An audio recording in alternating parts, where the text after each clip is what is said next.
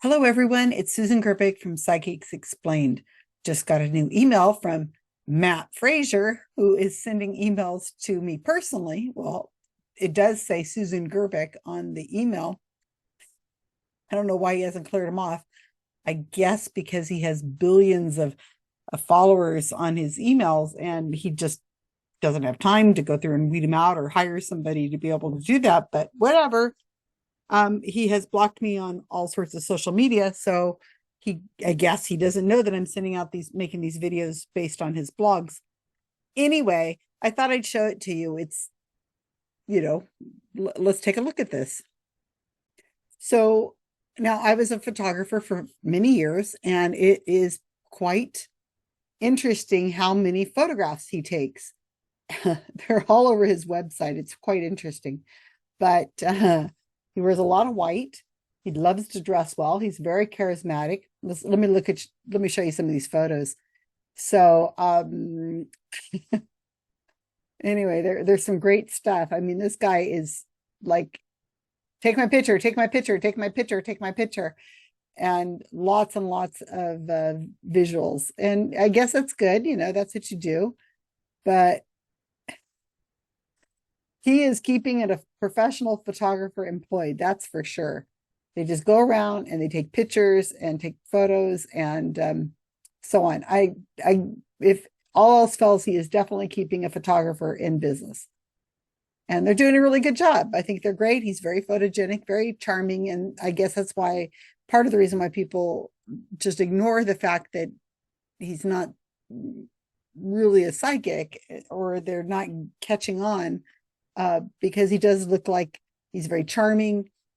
His My partner Mark Edward used to always say that this is the generation of the fuzzy sweater psychic, which is that boy next door, girl next door, the person who will walk your dog, bring in your mail whenever you're out of town, who will bag your groceries. That one that just seems so innocent. There's just no way that they could possibly be faking it or lying. But anyway, so this is one of the generation that he called the fuzzy sweater psychics. So, okay, so going back to the actual blog that he made, it's the unexpected comedy of spirit communication when messages get lost in translation. Now, this is put on here January 24th, 2025. I don't know why I just received it, but I seem to have about a week delay when I receive him my emails. And I know I don't check his blog all that often, but anyway.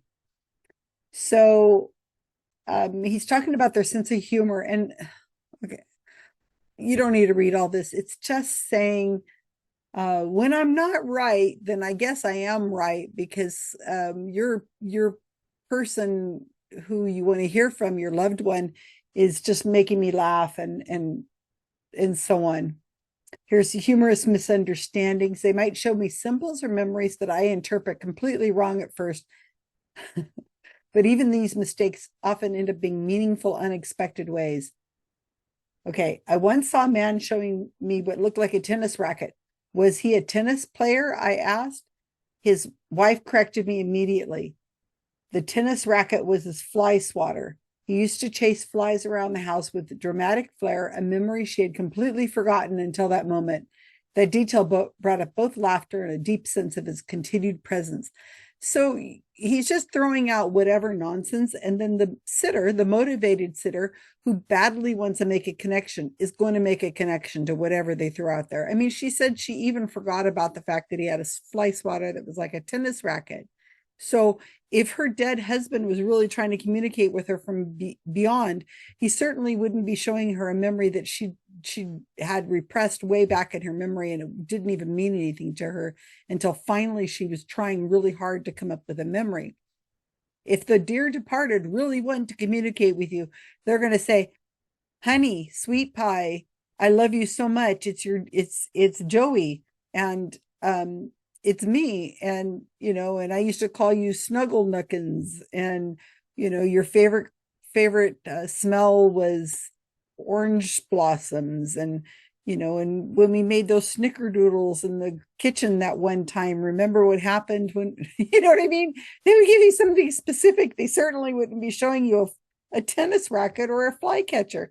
It's it's beyond silly. This kind of information is just more evidence that these psychic mediums, when they're cold reading, are just throwing out gibberish and hoping that somebody somewhere is going to make a connection, and the sitter will make a connection because they want their reading. They want to be in contact with their Johnny boy. So one of the things I definitely want to show you that I find fascinating is the responses that this psychic medium who's connected with the dead, who has all this amazing information, you would think that the world would be making a path to his door, somebody who creates the better mousetrap, they say, the world will create a path to their door. And the kind of messages they get are just really interesting. So they tend to turn off the comments after a little over a week. So I'm surprised the comments are still on. I think there's, not very many. 1, 2, 3, 4, 5, 6, 7, 8 comments. So let's just take a quick look at these. I looked at them very fast. Okay, so this is Jean Garin Witt. Now that is one name that you could easily Google and you could come up with quite a bit of hot reading on this person.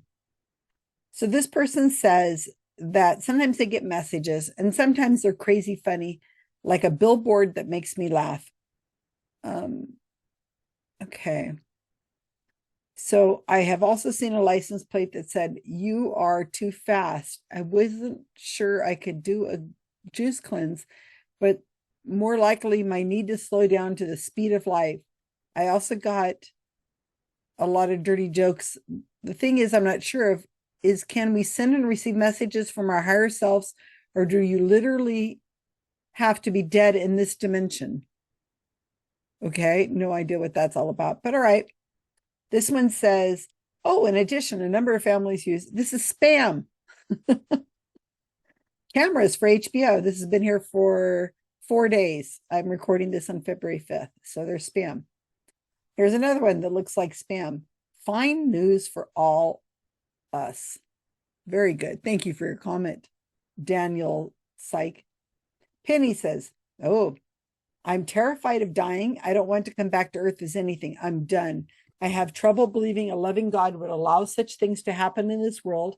I have joined 2 of your online readings, but did not get chosen. I have your books. Why was none of this taught in my religion class? A life review terrifies me. But if I don't see the light, I scared myself. Wait, what if I don't see the light? I scared myself. I have anxiety, so with that becomes being terrified. I do get signs, but I've never received a real sign, in all caps, that would make me drop toy knees.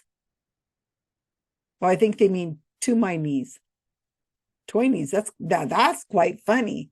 That's a misunderstanding of the play on words, and that's funny. Although I did receive a miracle, and that's a long story, but I have fears. So this Penny person just left her message today. Doesn't look like people are responding from his Matt Fraser's world to these people's comments, but there's a lot going on there for Penny. I think she needs to see a therapist and get some real help because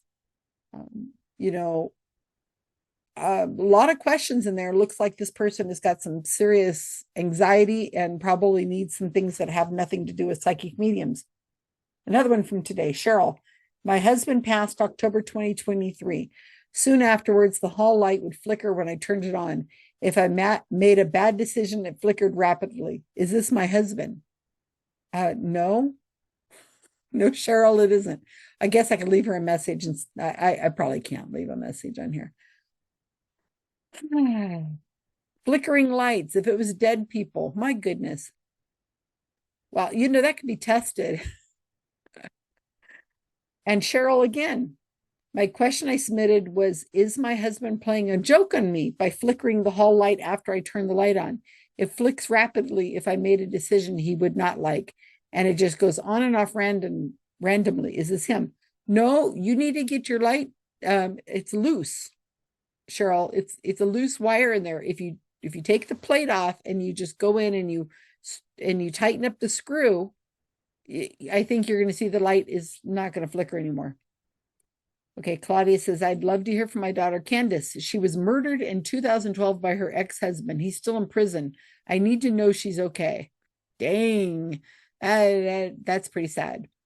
Evelyn, so why do spirits communicate with symbols instead of just words?